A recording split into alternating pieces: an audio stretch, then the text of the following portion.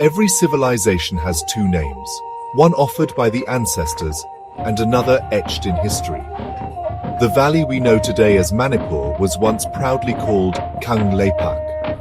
It was a kingdom existing for centuries in the domain of the eastern Himalayas, long nurtured by its own gods, rituals and stories. But history is never static. Kings rise, faiths are altered, and identities are reshaped. Kangleipak was redesignated as Manipur. The Meitei people, who once revered Sanamahi and the Lai, later embraced Hinduism under the banner of Krishna. This is the tale of how a kingdom underwent a cultural change, a people transformed their faith, and the memory of Kangleipak lives on in every Manipuri heart today. From Kangleipak to Manipur, the transformation of a civilization. The ancient kingdom of Kangleipak. The name Kangleipak sketches a history. The name yet holds root in Kangla, the sacred citadel situated in the very heart of the Imphal Valley. Kang signifies dry land, while Leipak translates to inhabited place. For the Meiteis, Kangla was not just a palace. It was a spiritual nucleus of their universe, a throne of kings, a sanctuary of the empire and gods. Uniqueness and geography. Surrounded with hills on all sides, the Imphal Valley was a natural fortress. It supported an autochthonous civilization, one sufficient above Assam, Bengal and Burma. The Meiteis had their own script alongside a calendar and oral traditions. As early as 33rd AD, the Meitei Empire Chaitharol Kumbaba was under Nongdalairan Pakangba. This advanced civilization was proof Kangleipak was not a referenced culture, but a solar system isolated in its very own world, the indigenous faith. At the nucleus of Kangleipak were the Sanamahi religious beliefs. The Meiteis worshipped the Sanamahi, the protector of every sanctum, and the Lai, the spirits of the shrine, and the Shestos entwined with the worshipped servants of the folk. Throughout the festival of Lai Haraoba, the acts and songs of ritualistic creation were narrated. Every stratum of life, including agriculture, kin, and the society, was suffused with spirituality. The first currents of change, contacts beyond the hills. Kangleipak did not live in isolation. Trade routes connected the valley with Bengal, Tripura, Assam, and Burma. From the 15th century onward, Brahmins began arriving in the kingdom. They introduced Sanskrit prayers, astrology, and ritual practices. The kings allowed them to stay, not out of faith at first, but out of diplomacy. Sanskritic rituals gave legitimacy in the eyes of neighboring kingdoms. Early blending. By the 16th century, small pockets of Vaishnavite influence appeared in court ceremonies. Coronations sometimes included both Sanamahi and Hindu rites. But among the common people, Sanamahi and Lai Haraoba remained supreme. For them, the Lai were family. No outside god could replace the spirits of their land and ancestors. Strategic acceptance. Adopting fragments of Hindu practice was also political. To align with Bengal or Tripura, Manipuri rulers adopted Hindu titles. But this was only the beginning. The full transformation came in the 18th century, under a king whose reign would change everything. King Pamheiba and the Great Shift, the king's character. In 1709, Pamheiba ascended the throne. He was powerful, spirited, and set on expanding his empire. But his reign would not only be remembered for war, but for faith.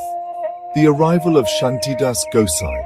In the year 1717, Shantidas Gosai, a Bengali Vaishnavite missionary, went.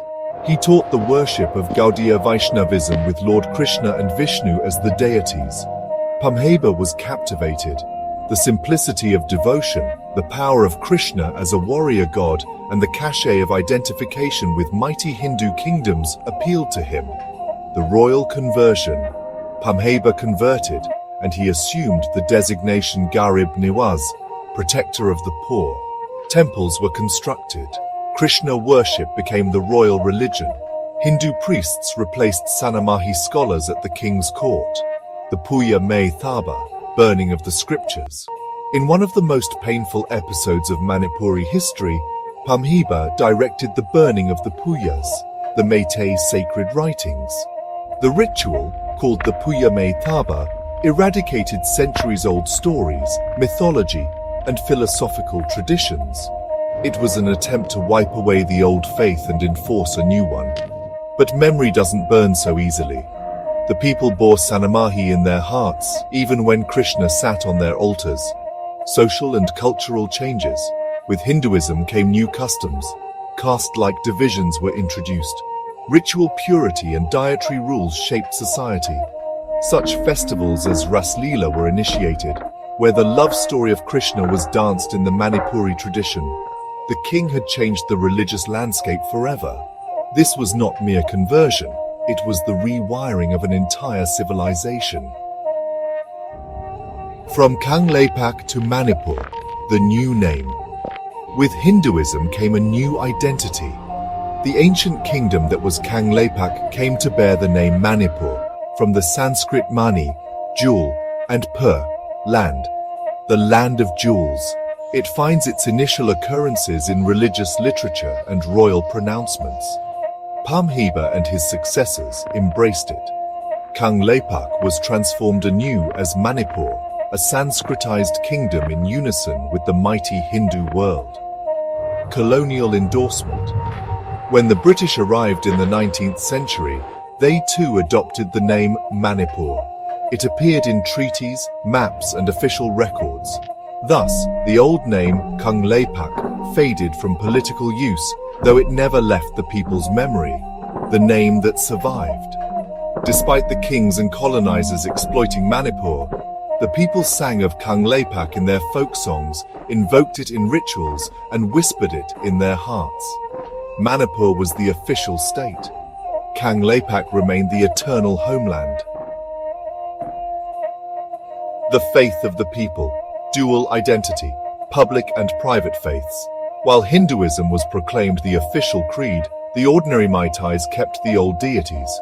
All the families also kept a Sanamahi shrine inside the house. Families revered Krishna during public festivals, but Sanamahi during personal worship. Therefore, Manipuris coexisted with the two religions, one besides the other. Syncretism in culture. Manipuri Ras dance, though telling the story of Krishna, kept Meitei style and rhythmic movement. Hindu holidays such as Janmashtami coexisted with Lai Haraoba. The outcome was not replacement but fusion, a dual allegiance characteristic of Manipur.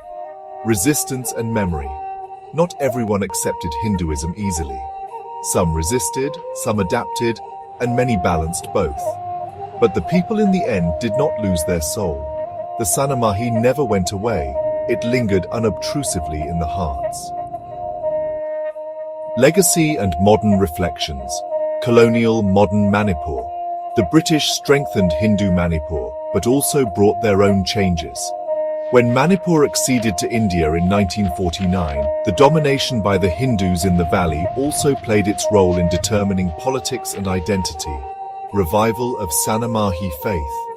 In the 20th century, scholars and activists have also restarted Sanamahi religion. The burning of the Puyas was remembered not only as a tragedy, but rather as an appeal for the retrieval of the lost. Now Sanamahi has earned the status of a living faith. The two names, the two faiths, Manipur and Kangleipak. Hinduism and Sanamahi. Two names, two faiths, two worlds, coexisting within one people. This duality is not a weakness, it is the strength of Manipur's identity, to adapt, to survive, and to never forget. Kangleipak became Manipur. The forest tribal deities preceding the Vedic age made way for Vishnu and Krishna. The scriptures went up in flames, yet the remembrance of Sanamahi persisted. History tells us of kings who forced change, yet the true tale is that of people who adjusted without losing their bearings. Even today, every Manipuri home holds two shrines, one for Sanamahi, one for Krishna. Two worlds beneath the same roof, united through history. And in every Manipuri heart beats the eternal name of their homeland, Kangleipak. As names may change, religions may change, but identity always recalls. From Kangleipak to Manipur, the journey of faith and identity.